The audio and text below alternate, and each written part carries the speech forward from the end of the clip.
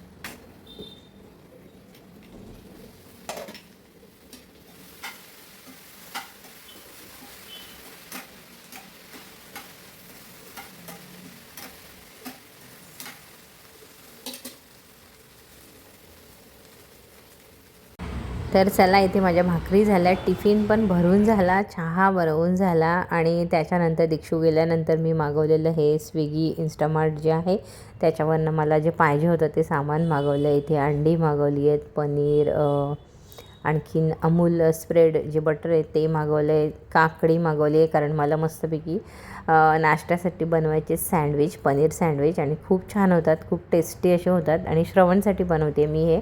सकाळी दीक्षूसाठी बनवून तिला एवढा हेवी नाश्ता पण नको असतो, त्याच्यामुळे मी एवढं सकाळी बनवलं नाही आणि माझ्याकडे सामान पण नव्हतं, ते मी आत्ता मागवलं आणि त्याच्यासाठी मी आता हे बनवते, म्हणजे आमच्यासाठी पण त्याच्यासाठी पण. तर ब्रेडचा एक ब्राऊन ब्रेडचा पुडा मागवला आहे, कांदे मागवले जे तिकडे स्वस्त मिळाले 3 किलो, तर ते पण मागवलेत. आणि बस हे तुम्हाला मी दाखवलं काय काय मागवलं ते. तर चला आपण रेसिपी मी तुमच्यासोबत शेअर करते आज. पनीरच्या ना मी अशा पातळ पातळ अशा हे करून घेतल्या स्लाईस आणि छोट्या छोट्या. त्याला मी थोडंसं मीठ आणि लाल तिखट मसाला असेल तर तो, याच्यामध्ये कसुरी मेथी असेल तर ती पण घाला. कसुरी मेथी होती माझ्याकडे पण मी टाकली नाही. बटाटा ना माझ्याकडे 1-2 बटाटा उकडलेला असतो फ्रीजमध्ये, की असंच पटकन काय सँडविच वगैरे बनवायचं असेल तर होतो, उपयोगी पडतो. बाकी आपलं काकडी, टोमॅटो, कांदा हेच आहे. आणि ज्या स्लाईस केल्यात पनीरच्या त्या मी थोड्याशा शॅलो फ्राय करून घेणार आहे. चांगल्या अशा व्यवस्थित झाल्या पाहिजे, वरून असं क्रिस्पी आणि आतून अशा सॉफ्टच राहायला पाहिजे, अशा पद्धतीने त्या फ्राय करून घ्यायच्यात. थोड्या म्हणजे सारखं पलटत राहायचं आहे पनीरला, म्हणजे त्या तशा होतात. तर आणि जर तुम्ही एकाच बाजूला खूप वेळ ठेवून दिलं आणि मग परत पलटी केलं ना तर मग ते चुई, म्हणजे असं काय बोलू शकतो, त्या चिवटपणा येतो पनीरला एक प्रकारचा, आणि मग ते चांगलं नाही लागत खाण्यासाठी. म्हणून आहे ना, आतमध्ये सॉफ्ट राहायला पाहिजे पनीर आणि वरून असं क्रिस्पी व्हायला पाहिजे, चांगलं छान कुरकुरीत. तर असं होण्यासाठी तुम्ही सारखं पलटी करून घ्यायचं शॅलो फ्राय करताना पनीरला नेहमी. तर हे मी करते. आणि हा शॉर्ट व्हिडिओ आहे, त्याच्यामुळे हा थोडासा व्हिडिओ मला नीट घेता म्हणजे दिसत नाही आहे याच्यामध्ये. तर अशा प्रकारे मी ते थोडे करून फ्राय करून घेते. आणि छोटासा पॅन आहे हा माझा, त्याच्यावरती मस्त होत आहे ते.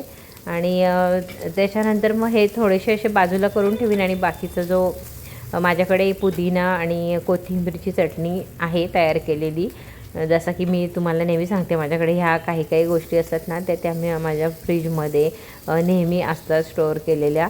8 दिवसातून एकदा, 4 दिवसातून एकदा, जेव्हा संपेल तेव्हा मी त्या करून परत ठेवून देते. कारण आपल्याला घरामध्ये मुलं आहेत आणि त्यांच्या आवडीचा विचार करून ह्या गोष्टी नेहमी ठेवायला लागतात, अवेलेबल असतात. जसं की पराठा झाला तर त्याच्यावर पण चटणी लागते, किंवा सँडविचमध्ये लागते, भेळ केली तर त्याच्यामध्ये लागते, म्हणून त्या असतात नेहमी केलेली असते चटणी. तर इथे बटाटा आहे उकडून ठेवलेला. त्याच्यानंतर मी इथे अमूल बटर जे आहे ते स्प्रेड, तर ते मी स्प्रेड करून घेते. त्याच्यानंतर त्याच्यावर लावते चटणी आणि कांदा, टोमॅटो आणि काकडी, हे सगळं त्याच्यावरती लावून घेते. आणि पनीर लास्टला त्याच्यानंतर थोडासा स्प्रिंकल करायचा याच्यावरती चाट मसाला. आणि बस दोन्ही बाजूनी मस्त तव्यावरती फ्राय करून घ्यायचं एकदम स्लो फ्लेमवरती. खूप छान असे टेस्टी असे होतात हे पनीर सँडविच. आणि एकच सँडविच इतका म्हणजे फुल फिलिंग होतो की तुम्हाला अजिबात भूक लागणार नाही दुपारी अगदी 1:30-2 पर्यंत. मस्त एकदम फुल त्याचं, म्हणजे काहीच नको खायला मध्ये. तर असं होतं. 3 स्लाईस ठेवलेत मी, त्याच्यासाठी थोडासा हेवी बनवते. आमच्यासाठी मी 1 किंवा 2च ठेवते स्लाईस, जास्त नाही ठेवत, कारण मग खूपच जास्त एकदमच हेवी वाटायला लागतं. एवढे पनीर वगैरे खाल्लं तर एकदम आपल्याला जमत नाही. पण मुलांसाठी ठीक आहे, ते दिवसभर बाहेर असतात आणि मग त्यांच्यासाठी असा हेवी नाश्ताच पाहिजे. तर तो 1 ते 1.5 सँडविच हा खातो, जास्त खाल्लं जातच नाही. 1.5 सँडविचमध्ये भरपूर पोट भरून जातं. आता बस हे बटर टाकलं आहे मी खाली आणि त्याच्यावरती दोन्ही बाजूनी मस्तपैकी चांगला असा ब्राऊन होईपर्यंत ब्रेड चांगला करून घेतला आहे. त्याच्यानंतर कट करायचा आणि मस्त टेस्टी असं सँडविच हे तयार झालं आहे. आणि याच्यात जर तुम्हाला वेट लॉससाठी करायचं असेल तर थोडंसं कमी बटर लावून करा, हे पण खूप चांगलं आहे. म्हणजे वेट लॉससाठी पण हा नाश्ता एकदम बेस्ट आहे. तर चला, आजचा व्हिडिओ इथपर्यंतच होता. इथेच व्हिडिओचं करते एंड आणि तुम्हाला पण करते बाय. व्हिडिओ थोडा जरी आवडला असेल तर प्लीज लाईक करा, शेअर करा, जास्तीत जास्त सबस्क्राईब करा कोणी केलं नसेल तर अजून. आणि आपल्या गोडशा फॅमिलीमध्ये या.